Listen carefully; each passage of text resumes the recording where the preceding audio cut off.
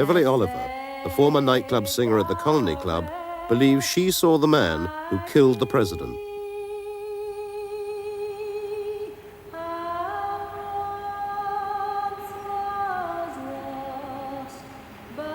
She was in Dealey Plaza on the morning of the assassination.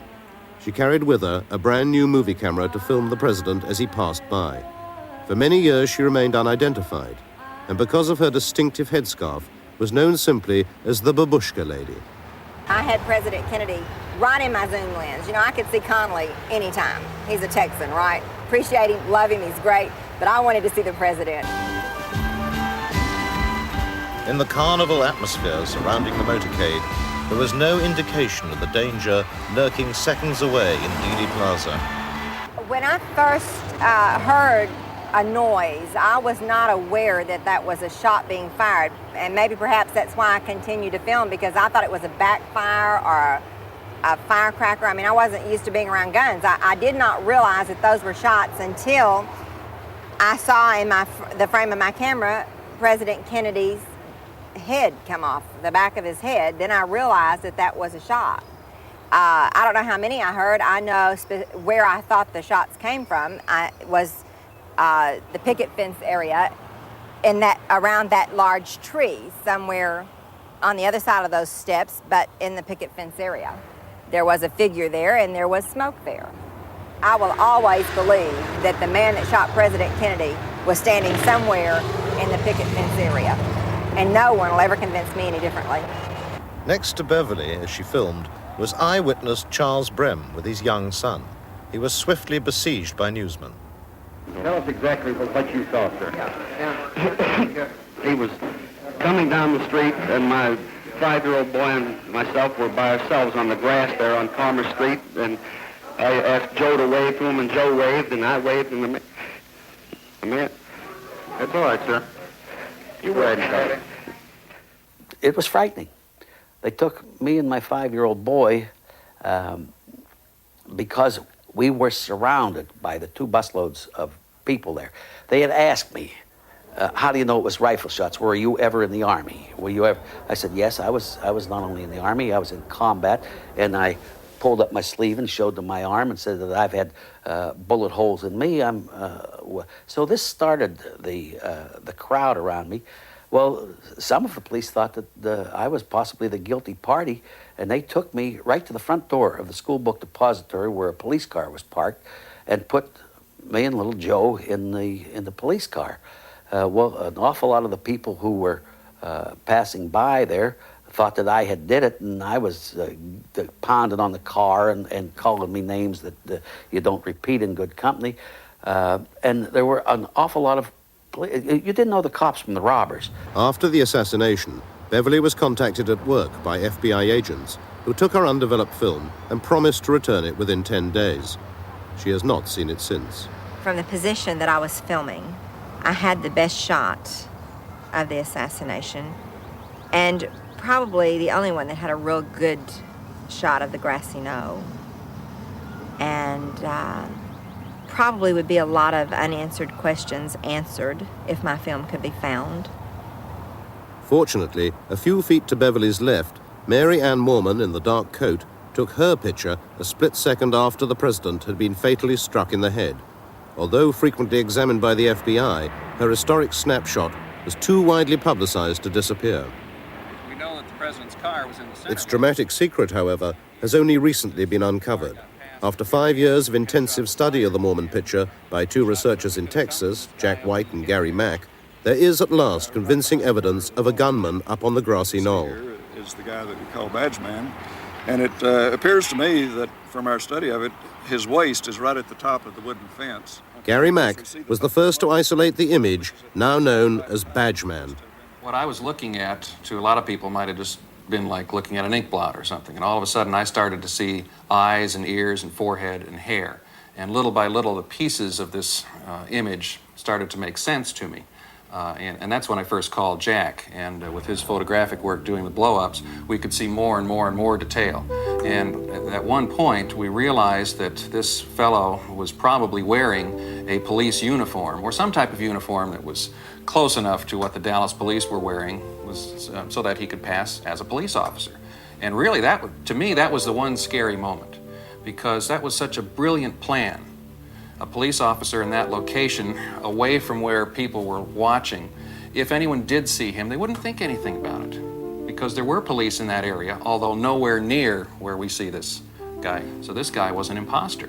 And I got chills then, because that was the realization that this was a very cleverly, well thought out plan. You have to keep in mind that the Mary Moorman picture is about this size, and the area that we're dealing with is about a 1/4 inch square. So the area that Badgeman appears in is very tiny, and that's why the attempts to enhance it photographically have been very difficult over the years. This small area was the scene of an extraordinary encounter. Behind the picket fence, there is a car park, and in 1963, Gordon Arnold was a 22-year-old serviceman, just out of training camp and en route to a posting in Alaska. This is his first film interview. On that particular morning, what happened was I came downtown and I thought there was going to be a parade. So what I did was I parked my vehicle back here in this parking lot, and I intentionally walked to this particular corner because I wanted to take pictures of the parade off of the railroad bridge. Well, this is about as far as I got, because what happened is when I got my leg to about this position, a man came around the corner off the bridge, had a suit on, and he turned around and he told me that I wasn't going to be there. And I guess I was younger and more spunky at that time, because I told him, you and who else is going to keep me off the bridge? And he pulled out an identification card and he said, I'm with the CIA. And I said, well, that's enough muscle. I'll leave. So I turned around and I brought my leg back over like this. I walked down the fence line here about halfway. And I was looking over the fence to see if I could get a good shot of the parade. And he come back up and he told me, he says, I told you to get out of this area. And I said, okay. So I walked the complete length of the fence, got around on the other side. That's when I started to line up my frame so that I could take the picture of the parade. I had been panning shots through here so that I could get whatever was going to come down the street. And I saw that it was the President of the United States. And as I was panning down this direction, just as I got to about this position, a shot come right past my left ear. And that meant it would have had to come from this direction. And that's when I fell down. And to me, it seemed like a second shot was at least fired over my head. There's a bunch of report going on in this particular area at that time. And what happened was that while I was laying on the ground, it seemed like a gentleman came from this particular direction. And I thought it was a police officer because he had a uniform of a police officer. But he didn't wear a hat, and he had dirty hands. But it didn't really matter much at that time, because with him crying like he was, and with him shaking when he had the weapon in his hand, I think I'd have gave him almost anything except the camera, because that was my mother's. And literally what the man did was kick me and asked me if I was taking a picture. I told him that I was. And when I looked at the weapon, it was about that big around, and I decided I'd let him go ahead and have the film. I gave it to him, and then he went back off in this direction. I went off in this direction. And 3 days later, I was in Alaska. And I didn't come back to the United States for about 18 months. We spent a lot of time studying the picture and looking at little details, and I guess in the back of our minds was a story that had come out 4 years earlier by a man named Gordon Arnold, who claimed to be a witness to the assassination and claimed to have been standing up by the fence. And there was a light blob of something very close to where Badgeman was. We weren't sure what it was, but gradually, as details started coming out with Jack's photo work, we realized that this image was probably Gordon Arnold. And here's a guy who had told his story just to an acquaintance and was overheard, and that story went off to the news media, and Gordon Arnold was interviewed, and it appeared in the newspaper that he had been at the scene and was in that location, but no one believed him because there were no photographs or films that showed a man in that position. But all of a sudden, the Moorman picture confirmed his story. And again, the interesting part is that Gordon Arnold's story came out 4 years before we noticed the appearance of this figure in the Mormon photograph. We later learned that Arnold was wearing this Army cap that had a slight point at the top and a medallion on the right-hand side that said U.S. Army, and it's exactly what we see in the photograph. We also know that Gordon Arnold was filming this scene with a movie camera, and that's exactly what the photograph shows, because we see the right arm of the person in this position with his hand up toward his face and what appears to be obstructing his face, something perhaps like a movie camera. All right, you want to check that measurement once again? Yeah, this is about... Gary and Jack's work has been verified and duplicated by independent experts in Great Britain. Measurements taken in Dealey Plaza and from Mary Ann's original camera confirm that it was possible for the Badgeman figure to have fired the fatal headshot. And excellent view of the street from here. See the center lane, which is where the president was, and see that whole lane for almost the entire period. It's a great position to be in. But the photograph had yet more to reveal. I was sitting in my office here one day looking at the picture, and I saw just all of a sudden what appeared to be another image standing directly behind the Badgeman. This appears to be a person in a hard hat and a white T-shirt. The lighting on him is entirely consistent with the lighting on Badgeman. In other words, there's a highlight on the construction helmet that he seemed to be wearing. There's a shadow of his head down on his shoulders, and the lighting source is absolutely consistent with the rest of the picture. He appears to be looking off in the direction of the school book depository. It was important in all this work that we develop somehow some independent corroboration for what we were seeing. And one of the important and yet often neglected witnesses in the Kennedy case is a railroad signalman named Lee Bowers, who was working in a railroad tower behind the picket fence and behind the grassy knoll. And he had a good view of the area where we see these figures. And he testified to the Warren Commission and told them that when Kennedy appeared in Dealey Plaza, there were two men behind the fence that he could see. And these two men were in this one position the whole time before, during, and after the shooting. Lee Bowers died in a mysterious car accident 2.5 years after the assassination. However, his story is confirmed by another eyewitness, Ed Hoffman, a deaf mute who is interviewed here for the first time. I'd gotten off work early because I had a dentist's appointment.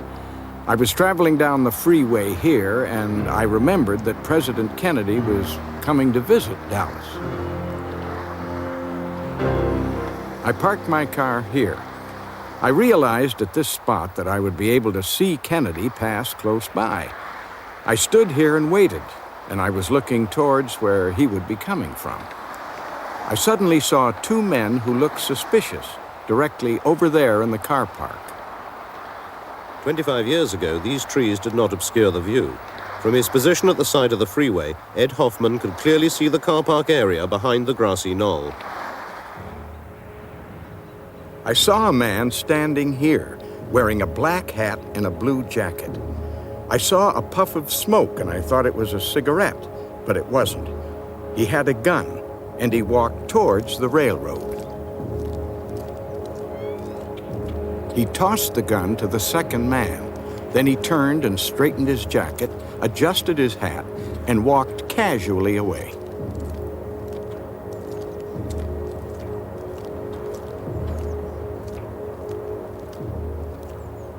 The man with the striped shirt, the railroad shirt, walked over to the electrical box with the gun.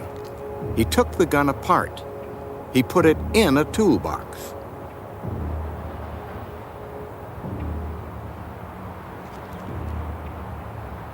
He then walked slowly away in the direction of the railroad track. When the motorcade passed by below me here, I realized that Kennedy had been shot. I was horrified. I saw a policeman standing on the railroad bridge, and I tried to get his attention, but he didn't see me. So I got in my car and drove to the area where I had seen the two men. But there were so many people there, and I couldn't find them. I went to the FBI to tell them what I had seen. They didn't want me to say anything. They offered me money to keep quiet. They didn't understand that it was more important for me to tell them what I'd seen. It was hard for me to communicate with them. I do feel that the two men I saw were working together, and that the one with the gun behind the fence was the man who shot President Kennedy. Look at the situation. The FBI started in the investigation right away, and they had all these reports, over 50 reports from eyewitnesses saying at least one of the shots came from that area.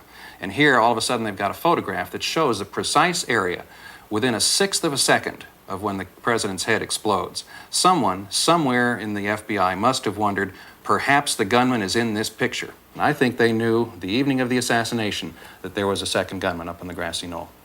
The medical evidence as it exists now does not indicate a shot from the front. But we do have to understand that if Badgeman was firing, and if it was Badgeman's shot that struck the president in the head, that means the medical evidence has been altered.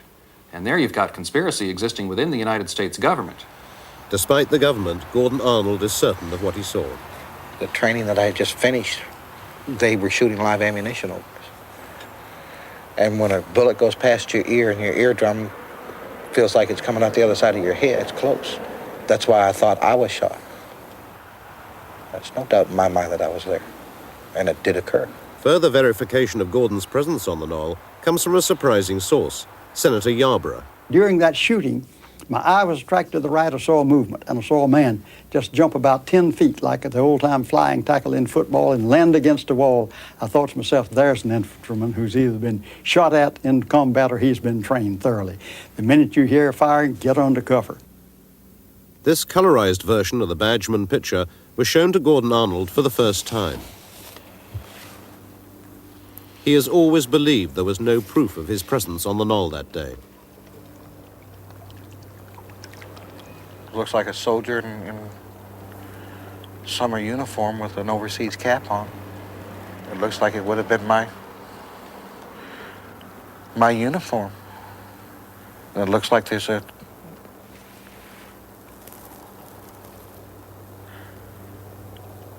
camera. Or there's something up in front of the face.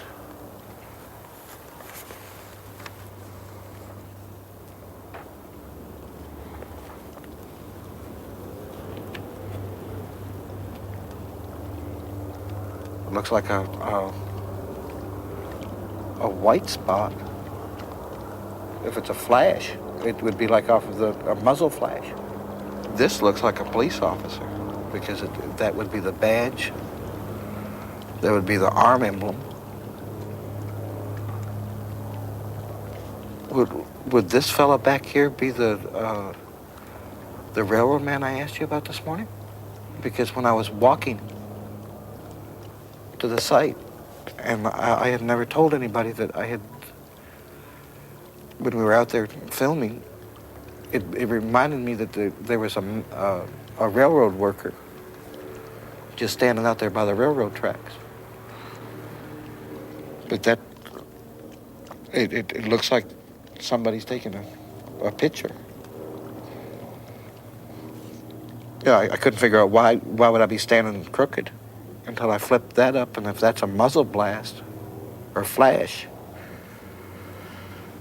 then whoever's standing there would have been a fool to stand up straight. He'd been trying to get away from harm's way is what it boils down to. And that could very well be me.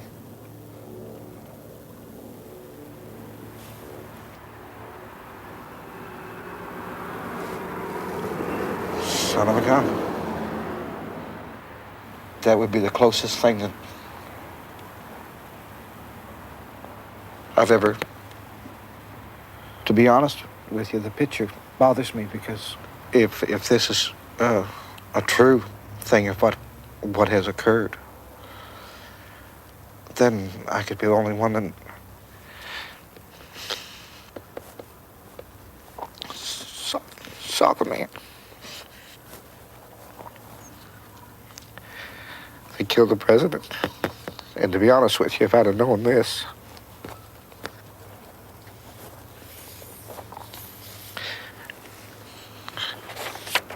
I wouldn't have given the interview.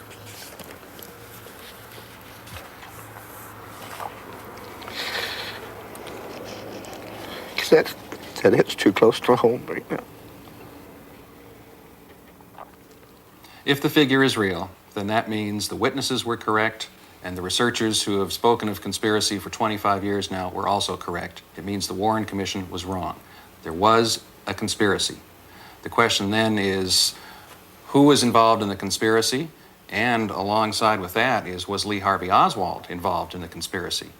One of the good things the Warren Commission did was literally itemize the last few days of Lee Harvey Oswald's life. And the problem for the Warren Commission now would become, well, he had no opportunity to be with other people to plan something like this. So we now have to wonder seriously, perhaps for the first time, whether Lee Harvey Oswald even fired any shots. The search for the men who did fire the shots has taken a dramatic step forward due to a painstaking and dangerous investigation by one man, writer Steve Revell. My goal throughout the last 4 years has been to identify the people who actually murdered the President of the United States, build a case against them, and bring them into custody so that they can be questioned. Because it seems to me that the only way we are going to learn the true nature of this conspiracy and identify the people who were ultimately responsible is through them. Writer Steve Revell's lone pursuit of Kennedy's killers began 4 years ago. His first breakthrough came when he was given the name of a French drug smuggler in prison in the United States, who, it was rumored, had some first-hand knowledge of the president's assassination. The initial turning point was the first meeting that I had with the French narcotics trafficker at Leavenworth Penitentiary. His name was Christian David. He had been a member of the old French Connection heroin network. He had then been a leader of the Corsican drug trafficking network in South America, known as the Latin Connection. And he had also been an intelligence agent for a number of intelligence services around the world. In exchange for my help in finding him an attorney to represent him against the possibility of his deportation to France after he finished his sentence at Leavenworth, he agreed to give me a certain amount of information concerning the assassination based upon his own knowledge. The first thing that he told me, very reluctantly, and only after 4 or 5 hours of my arguing with him, was that he was aware that there had been a conspiracy to murder the president, and indeed in May or June of 1963 in Marseille, he had been offered the contract to kill President Kennedy. That was the initial breakthrough, if you will. He was eventually deported to France. I remained in contact with him. I went to Paris to interview him in 2 prisons in Paris. And in the fear that he would be either committed to an asylum or that he would be convicted of an old murder charge, he gradually gave me additional information about the assassination. His position was that there were 3 killers and that they had been hired on a contract which had been placed with the leader of the Corsican Mafia of Marseille, a man named Antoine Guérigny. Guérigny, he said, was asked to supply 3 assassins, high-quality, experienced killers, to murder the president, and that Guérigny did so. In the course of one of the first significant conversations I had with David on this subject, he told me that he had been in Marseille in May or June of 1963, and that every evening he went to Antoine Guérigny's club on the old port of Marseille to meet people who owed him money. One evening, Guérigny sent for him, asked him to come to his office, which was above the club. And Guérigny told him that he had an important contract, and he asked David if he were interested. David said, who's the contract on? And Guérigny said, an American politician. David asked, well, is it a congressman, a senator? And Guérigny said, higher than that. La plus haute légume, he said, the highest vegetable. At that point, of course, David knew who he was talking about.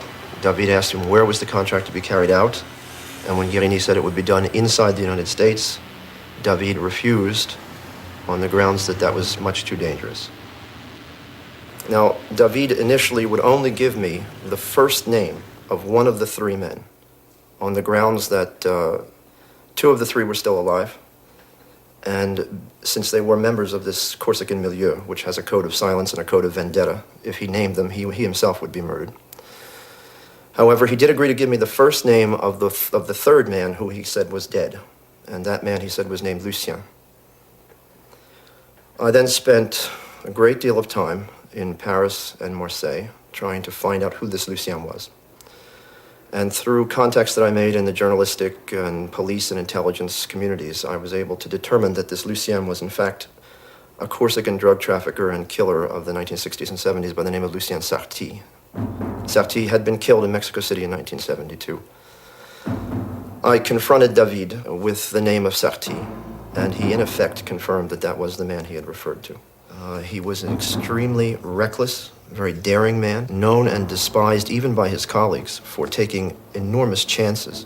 But that same recklessness made him one of the most successful contract killers and drug traffickers of his era. Having identified Sarti, Christian David, fearing for his life, refused to name the other two assassins recruited to kill Kennedy.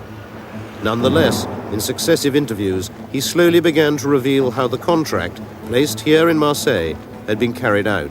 In the fall of 1963, the three killers were flown from Marseille to Mexico City, where they spent some 3 or 4 weeks at the house of a contact in Mexico City. He said that they were then driven from Mexico City to the U.S. border at Brownsville, Texas. They crossed the border using Italian passports. He said that they were picked up on the American side of the border at Brownsville by a representative of the Chicago Mafia, with whom they conversed in Italian. They were then driven to Dallas and put up in a safe house which had been prepared for them so as not to leave any hotel records. He said that they spent several days taking photographs of Dealey Plaza, and in the evenings at the safe house they studied the photographs and they arranged what he called a crossfire with 3 guns. On the question of the actual murder, he was reasonably specific that 2 of the assassins were in buildings behind the president's limousine. He did not know which buildings. However, he did specify that one was high and one was low. In fact, he said presque sur l'horizontale, almost on the horizontal. And he went on to add, you can't understand the wounds unless you understand that one of the men was almost on the horizontal. Now, in a separate conversation with David, I asked him, based upon what I knew about Sarti's penchant for changing his appearance, whether Sarti had ever said anything to him about having worn a disguise. And David said, "What do you mean by a disguise?" I asked him, did Sarti ever indicate that he wore clothing other than he normally would have worn? And David thought about it for a moment and said, he wore a uniform. I asked him what kind of uniform, and he refused to answer. But he did add that on jobs like this, they were always in disguise. He said if, for example, there were a military post nearby, they would dress in military uniforms. He said that there were 4 shots. The first shot was fired from the rear, struck the president in the back. The second shot was also fired from the rear, and as David said, hit the other man in the car. The third shot was fired by Sarti from the front, struck the president in the head. And the 4th shot was fired from the rear and missed the automobile entirely. So his scenario, as he claims to have learned it from the gunman, was 3 guns, 4 shots, 3 hits, 1 miss. He also added at one point that 2 of the shots were fired almost simultaneously. He said that in the moment of panic, which always follows an incident of this kind, they were able to get away from Dealey Plaza and go back to the safe house. Now, he made the specific point that the worst thing that you can do at a moment like that is to try to escape. And so they stayed in their safe house for some 10 days until things quieted down sufficiently, and then they were flown by a private plane from Dallas to Montreal. He said that the people who met them in Montreal were established contacts who were used to moving people in and out of the country, and that from Montreal they returned to Marseille. Now, having told me all of this, I presented to him the obvious problem, which was his personal lack of credibility. And I asked him, was there anybody in the world who could substantiate this story? And it was at that point, after thinking about it for a minute, that he advised me to go and look for a man named Michel.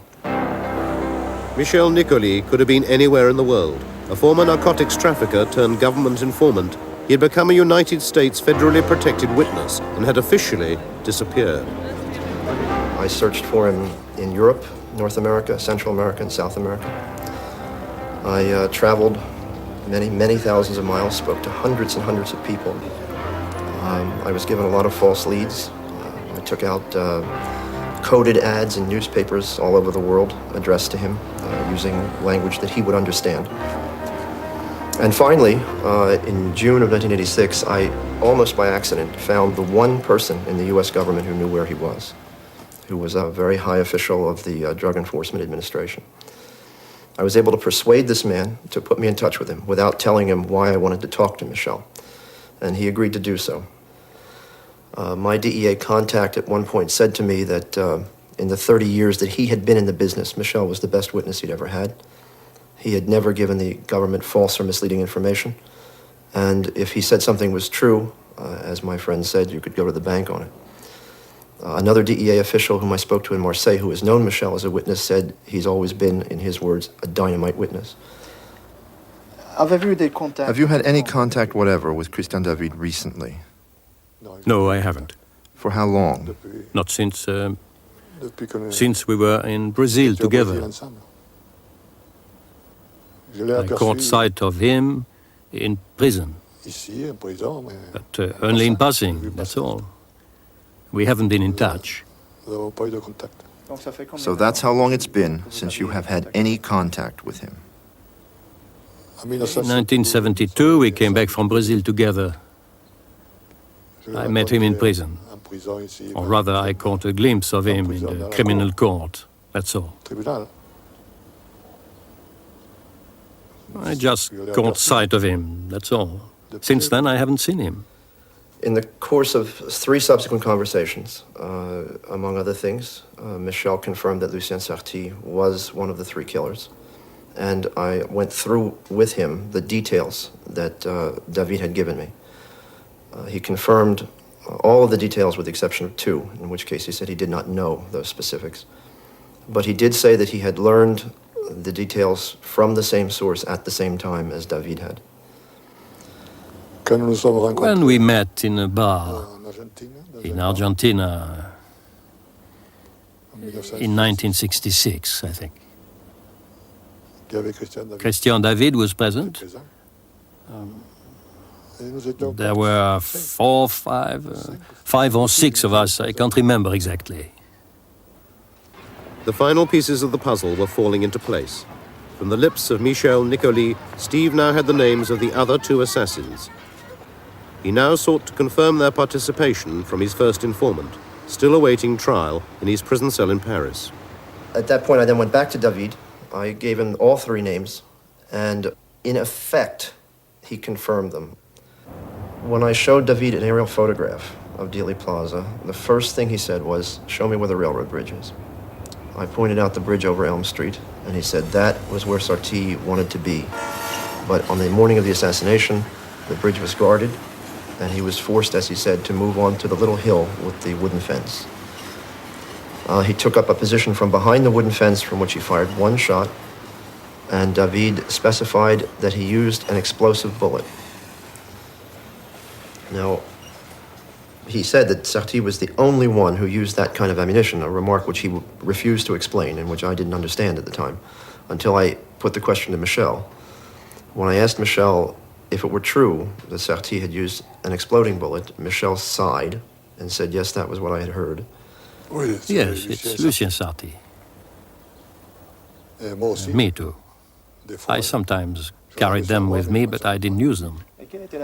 What was the advantage of having bullets like that? It makes a larger hole in the body. And when the bullet flattens out, there aren't any traces, no marks, nothing. On the question of payment, Michel agreed with David that the assassins had been paid in heroin, and he went a bit farther. In my first conversation with him, he indicated that although he did not know it at the time, it was he who converted the heroin payment into cash for the assassins. He indicated, at least initially, that the 3 men had appeared at his apartment in Buenos Aires in the months following the assassination with, as he put it, a substantial quantity of heroin. He was surprised because, to his knowledge, it was the first time that any of the 3 of them had dealt in heroin. But given his reputation for not asking embarrassing questions, he simply agreed to convert the heroin into cash for them. Did they ever give you any indication about who was behind this contract? No, they didn't talk to me about that. It was Christian David who told me that it was someone in the mafia, but I don't know who it was. But it was known more or less generally in this circle of Frenchmen in South America that it was the mafia that was behind it. Yes. My own conviction at this point is that the contract probably originated with Carlos Marcello of New Orleans, who placed it in Marseille through his colleague Santos Traficante Jr., who had the closest relations with Antoine Guérini. Beyond that, it seems reasonable that Giancana of Chicago was involved, if we accept David and Michel's idea that the assassins were met at the border by representatives of the Chicago Mafia. And the fact that Sarti's customers were primarily in New York, and the fact that the assassins evidently moved out of the United States through the Montreal corridor, which was very closely linked to the New York Mafia, also suggests that Gambino may have been involved. In your view, why would they go so far to find assassins for such a job? In my opinion, to obliterate any traces, to fool the government. Yes, it's more difficult to find foreign killers. It's more difficult, in my view. The Mafia had to hire white men for the job, since it was to take place in the American South, which meant that they could not go to the other two centers where one found assassins at that time, namely Beirut and Hong Kong. Secondly, they needed highly experienced, skilled assassins. Thirdly, they needed assassins who, if they were caught, could not directly be tied to the American Mafia, and also who were not known to the American police. And fourthly, once again, if they were caught, assassins who could be counted on not to talk. When someone has a contract to kill someone, he's not rubbing out the name, he's rubbing out the person. You just have to kill him, that's all. And according to who it is, you get paid more. According to who it is, and that's all.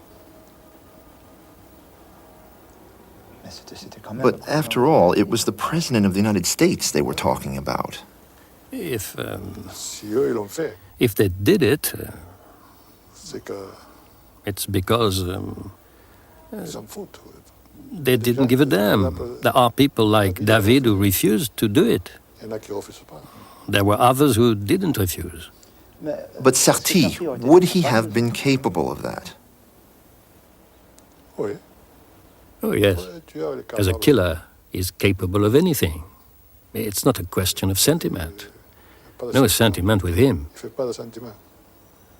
I couldn't pursue the matter much farther on my own. I mean, to this point, I had been working on it for 3 years, essentially on my own. It was clear that at this point I was going to need some sort of official assistance.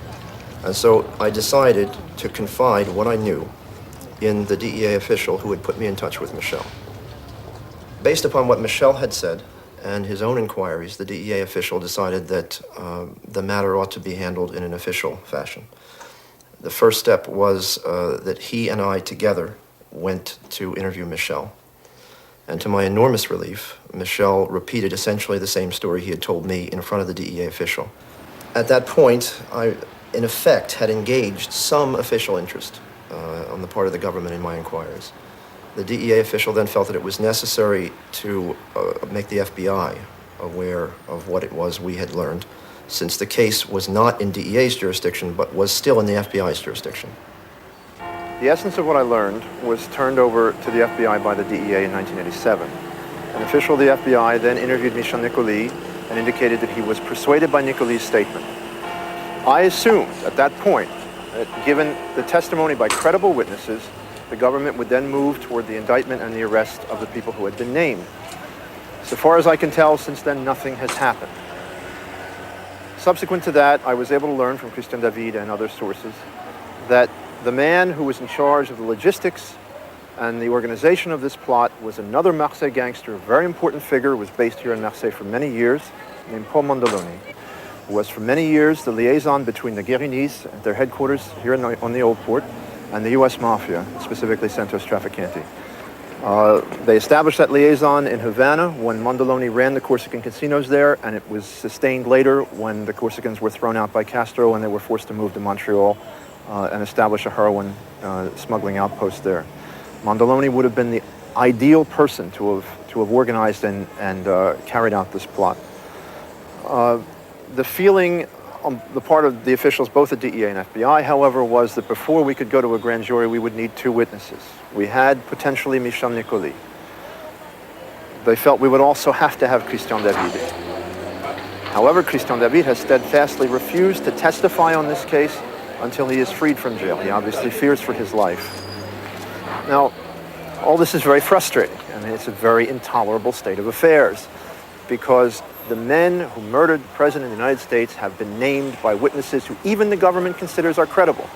We have people we can put our hands on, people we can arrest, and nothing is being done about it. And yet until they're arrested and interrogated, and the truth comes from their own lips, if they are in fact guilty, we may never know the resolution of this mystery. We may never have the truth about this matter. And that's a situation that I personally find intolerable. Christian David is still in Paris on the old murder charge, the shooting of a French policeman in 1966. He vehemently protests his innocence. His defense lawyer, Henri Jérémy, has great faith in the credibility of his client and his extensive inside knowledge of the criminal underworld. David is not anybody. He's a serious man.